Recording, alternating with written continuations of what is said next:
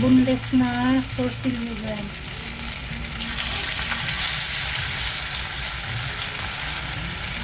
Nilagay natin dyan ay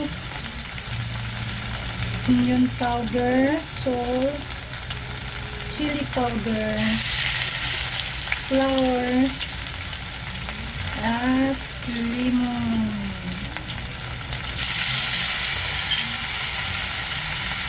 Halo-halo lang natin mga maigi.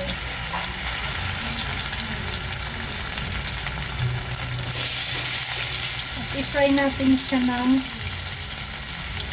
ano lang, yung hindi lang siya fried masyado kasi re-recook ko pa siya mamaya pag aalis na yung aking ano. Half cook lang muna siya. Pero yung ulamin namin ng tanghali, iluluto ko na siya.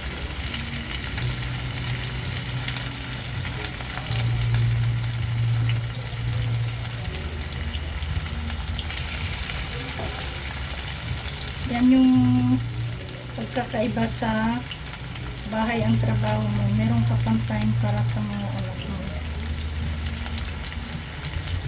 Mahirap kasi pakainin ko ng gulay, kaya hanapan mo ng paraan. Ito may partner na gulay ito mamaya.